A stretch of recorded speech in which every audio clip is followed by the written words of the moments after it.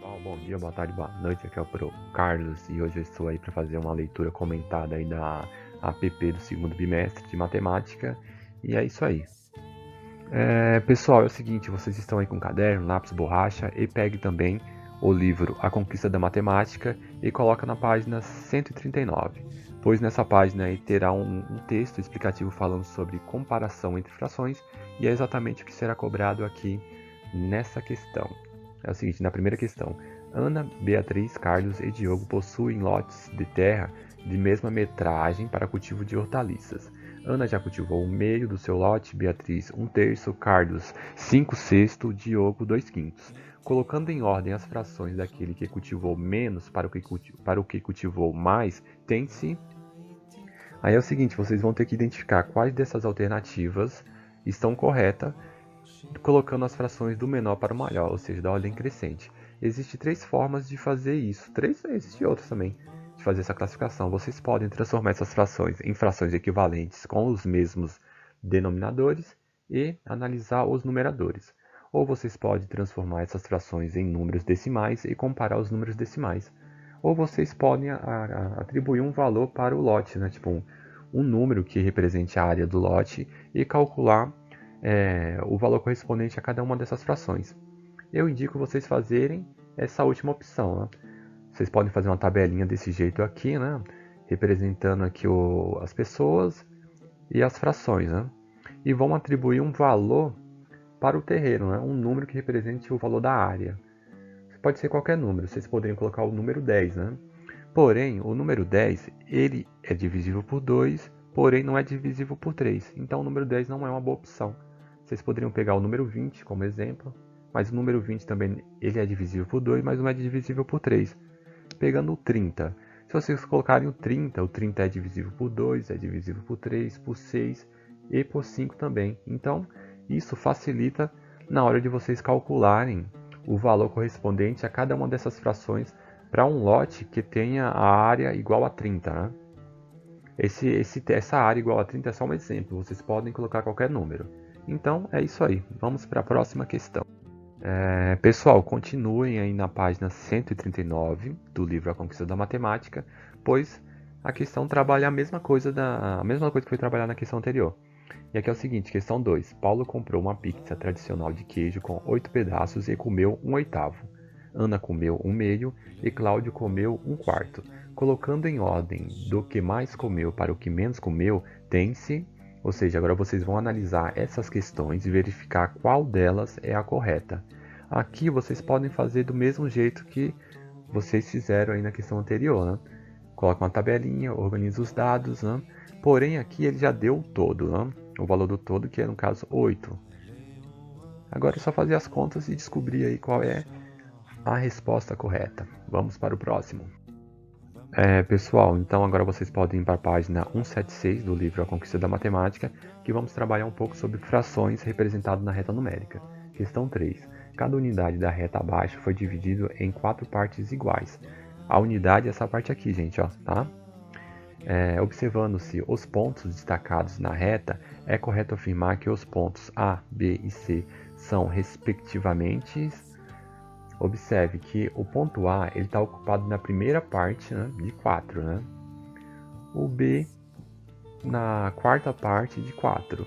E o C, se vocês for contar aqui, deve ser 7 de 4. Então vocês vão identificar essas frações, né, e observar qual dessas alternativas é a correta. Então é isso aí. Pessoal, continue na página 176 do livro A Conquista da Matemática e vamos ler a questão. Uma reta numérica foi dividida da seguinte forma. As marcações A, B e C correspondem respectivamente a, ou seja, vocês vão analisar esses pontos e vão verificar quais dessas alternativas correspondem a esses pontos. Né? Vamos dar um zoom aqui nessa reta e verificar que cada unidade foi dividido em 8 partes. Então cada unidade foi dividida em 8 e aqui nós temos aqui, por exemplo, o ponto A, ele ocupa qual parte aqui, ó? Ele ocupa 4 de 8, né? Ou seja, 4/8. Vocês vão ter que simplificar essa fração. Então, dê uma olhada na página 143 do livro A Conquista da Matemática, lá tem uma parte falando sobre simplificação de frações. É isso aí. Pessoal, página 218, questão 5. Considerando a classificação de triângulos de acordo com as medidas de seus lados, qual das afirmações abaixo é a correta? Então, pessoal, é o seguinte, eu vou falar um pouquinho sobre os triângulos. O triângulo que tem 3 lados iguais é chamado de triângulo equilátero. O que tem 2 lados iguais e um diferente é chamado de triângulo isósceles. E o que tem os 3 lados diferentes é chamado de triângulo escaleno. Então vocês vão analisar esses 3 triângulos e fazer a classificação ali e descobrir qual das alternativas é a correta. Pessoal, mesma página do livro e agora a classificação de triângulos referente aos ângulos, né? Então observe as figuras abaixo. Temos ali 3 triângulos, né? E segundo a classificação de triângulos em relação à medida dos ângulos, é correto afirmar que os triângulos primeiro, segundo e terceiro são, né? Então vocês vão verificar qual dessa alternativa representa a classificação desses triângulos referente aos lados, né? Então é o seguinte, quando o triângulo tem 3 ângulos agudos, esse triângulo é chamado de acutângulo. Quando esse triângulo tem um ângulo reto, é chamado de retângulo.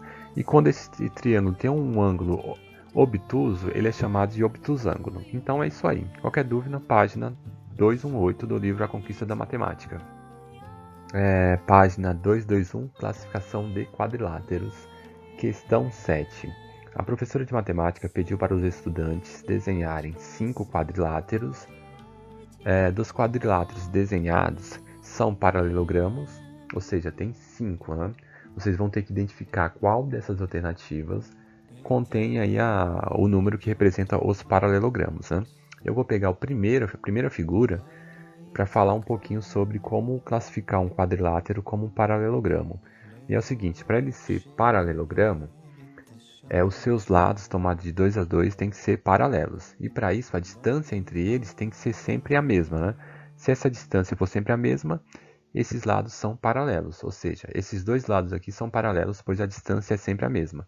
Já os outros dois lados não são paralelos, pois a distância é diferente entre eles, né? Então, essa figura não é um paralelogramo. Então, olha só, vocês já podem eliminar a alternativa A e só a alternativa A com essa classificação, né? Bom, é isso aí. Página 218. Aqui continua a mesma coisa sobre os paralelogramos, né? A professora de matemática pediu para os estudantes desenharem 5 quadriláteros. Dos quadriláteros desenhados são losangos. Aí vocês vão ter que identificar qual é os losangos. E acho que na página 218 tem alguma coisa falando sobre classificação de losangos. Então é isso aí. Boa sorte e vamos para a próxima questão. Ufa, não tem próxima questão? Na verdade tem sim, mas não nesse vídeo.